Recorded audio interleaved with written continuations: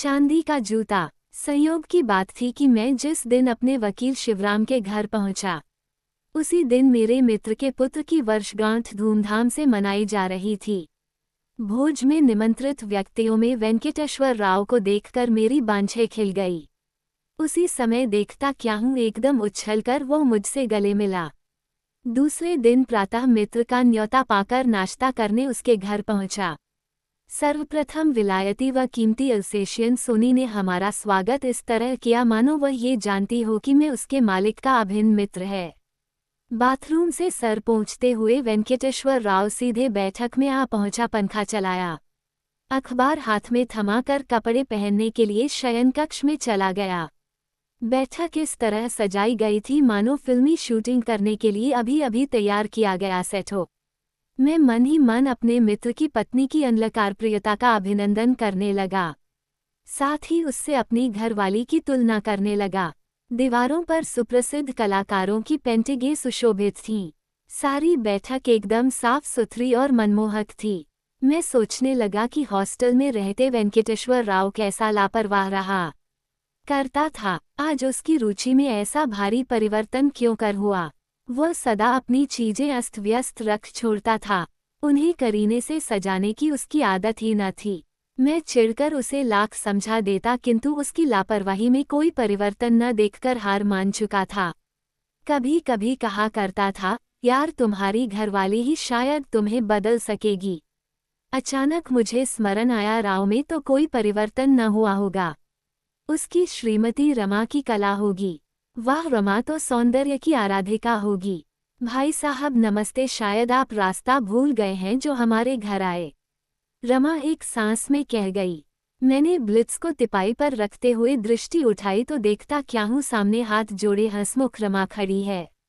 मैंने उठकर अभिवादन का प्रत्युत्तर दिया, तभी रमा पूछ बैठी, आप सुरेश की शादी में क्यों नहीं आए? हमने तो आपका बहुत इंतजार किया। क्या सुरेश की शादी हो गई? मुझे न्योता कहाँ मिला जो चला आता? निमंत्रण पत्र तो भेजा नहीं, उल्टे मुझ पर दोषारोपण कर रही हो। वह उल्टा चोर कोतवाल को डांटे। आप क्या कह रहे हैं? हमने पहली किश्त में ही आपके नाम पोस्ट कर दिया था। हो सकता है रमा जी, पर मुझे मिलता तब न मैं आता। सच कह रहा हूँ, मेरे नाम कोई निमंत्रण नहीं आया। मैंने अपनी तरफ से पूरी सफाई देने की कोशिश की। शायद रमा के तर्क के सामने मैं हार बैठता, तभी वेंकटेश्वर राय ने प्रवेश करके मेरी रक्षा की। रमा नाश्ते का प्रबंध करने भीतर चली गई। थोड़ी देर बाद भीतर से बुलावा आया। भोजनालय में गुड़िया जैसी सुंदर कन्या तश्तरियों में मिठाइयाँ सजा रही थी। वेंकटेश्वर राव ने अपनी बहू का परिचय कराया, ये सीमा मेरी पुत्र वधू, जानते हो इसने एमए प्रथम श्रेणी में किया है। विश्वविद्यालय भर में ये प्रथम आई। इसे स्वर्ण पदक भी प्राप्त हुआ है। फिर राव ने अपनी पुत्र वधू से कहा, बेटी चाचा को जरा वह पदक तो दिखलाओ। सीमा को शायद पदक दिखाना पसंद न था। वो सर झुकाए चाय के प्याले मेज पर लगा रही थी। रमा दौड़कर बैठक में गई। अलमारी से पदक लाकर उसने मेरे हाथ में थमा दिया। भैया, हमारी बिरादरी में आज तक किसी ने स्वर्ण पदक प्राप्त नहीं किया। हमारी सीमा पर हमें गर्व है। ये तो रात दिन पढ़ती है, पीएचडी भी कर रही है, कहती है कि मैं डी.लिट भी करूंगी। मुझे डर है कि रात दिन जागने पर बहू की तबीयत कहीं बिगड़ न जाए। मैं लाख समझाती हूँ कि बहू तुम आराम करो, लेकिन हमारी बात सुनती ही नहीं। रसोई बनाती है, खाना परोसती है, ससुर की सेवा करती है, साथ ही कॉलेज में पढ़ाती भी है। भाभी तब कोई रसोइया क्यों नहीं रख लेती? कमाने वाली बहू से काम लेना तो ठीक नहीं है। लोग क्या सोचेंगे? मैं भी यही सोचती हूँ, लेकिन अपने हाथ का खाना ही अच्छा लगता है। काम भी क्या है, 4 जने हैं, आखिर हमारा भी तो समय कटना चाहिए। काम करने से तबीयत भी अच्छी रहती है। रमा, झूठ बोलने की भी हद होती है। ये पराये थोड़े ही हैं। यार, असली बात यह है कि रमा रसोई के पीछे खर्च करना बेकार मानती है। मैंने 1-2 नौकर रखे भी, पर कोई न कोई बहाना बनाकर इसने भगा दिया। तुम सारा दोष मुझ पर मरते हो। तुम्ही ने तो एक दिन नौकर को किसी काम का नहीं बताया, इसलिए मैंने हटा दिया, वरना मेरा क्या जाता है।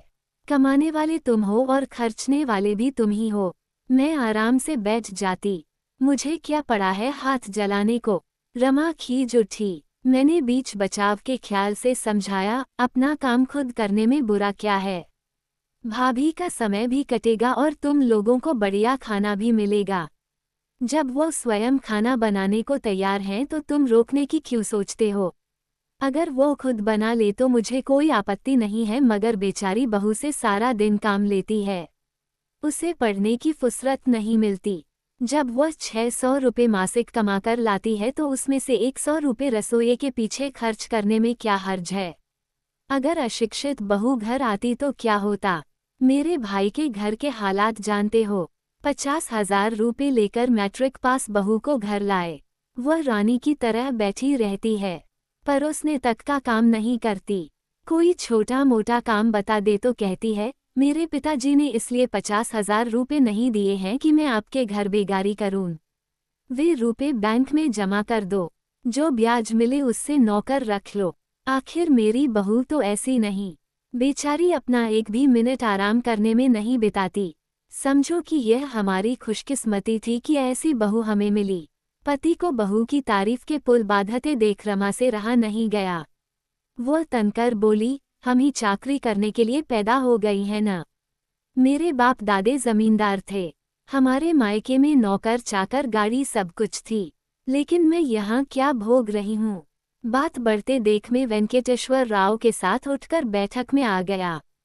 वेंकटेश्वर राव ने सिगरेट का केस आगे बढ़ाते हुए कहा, यार मैं जानता हूँ तुमने सिगरेट पीना छोड़ दिया, पर मेरी कसम तुम एक सिगरेट तो पी लो। ना मत कहो वरना मुझे दुख होगा।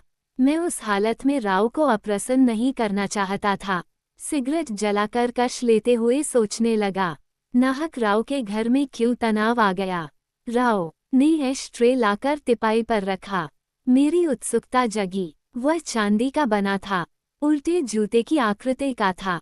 इस किस्म का एश ट्रे मैंने पहली ही बार देखा था। पूछा, यार तुमने इसे कहाँ से खरीदा। राव दार्शनिक की भांति गंभीर हो गया। फीकी मुस्कान उसके चेहरे पर खिल उठी। दोस्त मैं तुमसे क्यों छिपाऊं।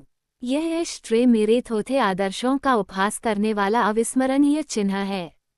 तुम जानते हो हमने कॉलेज में पढ़ते समय शपथ ली थी कि हम भूलकर भी दहेज न लेंगे। ये भी जानते हो हमने अपने विवाह के समय इसका पालन भी किया। पर क्या बताऊं, जब मेरे पुत्र सुरेश के विवाह का प्रश्न उठा तब मैंने बिना दहेज के एक मित्र की कन्या का रिश्ता पक्का किया। मेरी श्रीमती को वह रिश्ता पसंद नहीं आया। कई अच्छे परिवारों की लड़कियों के पिताओं ने मेरे घर की अनेक बार परिक्रमाएं की, किंतु देवी रमा उन भक्तों की दक्षिणा पर प्रसन्न नहीं हुई। आखिर मैंने ये रिश्ता तय किया। रमा ने सीमा को देखा, पसंद भी किया, रिश्ता पक्का भी हो गया। निमंत्रण पत्र भी छपे। विवाह के केवल 15 दिन रह गए थे।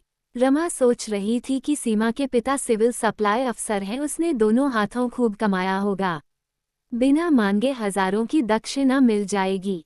आखिर न मालूम कैसे उसके कानों में भनक पड़ी कि सीमा के पिता बड़े भद्र पुरुष हैं, प्रतिष्ठित भी हैं पर ईमानदार हैं।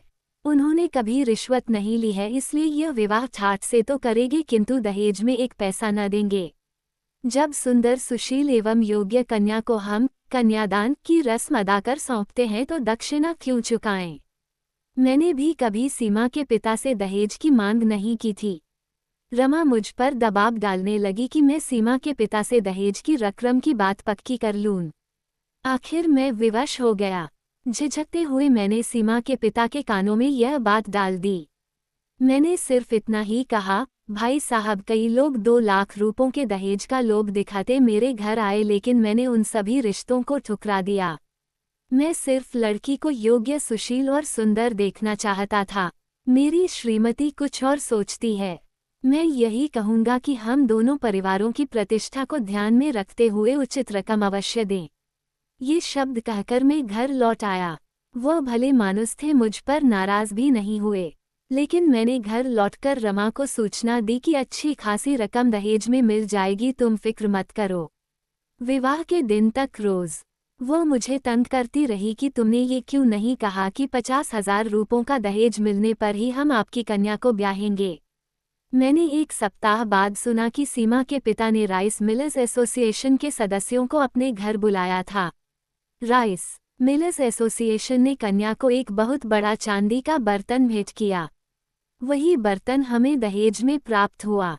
मेरी श्रीमती ने विवाह संपन्न होते ही वो बर्तन लेकर कमरे में सुरक्षित रख दिया। मुझे अलग बुलाकर बर्तन का ढक्कन खोल दिया। उसकी आंखें विस्मय से चमक उठीं। नोटों के बंडलों से वह बर्तन भरा हुआ था। रमा ने सारे बंडल जमीन पर उड़ेल दिए। उसने कुल मिलाकर 60,116 रुपये थे। रमा सीमा के पिता की उदारता की प्रशंसा करती रही। वे सभी नोट एकदम नए थे। मुझे तो डर लगा कि कहीं ये जाली नोट तो नहीं। रमा रुपयों के बंडल एक बक्स में सजाने लगी। मैंने बर्तन में हाथ डाला तो कोई चीज़ हाथ लगी, वह चांदी का जूता था। मेरे समधी ने वह जूता मेरे सिर पर नहीं दिल पर मारा था।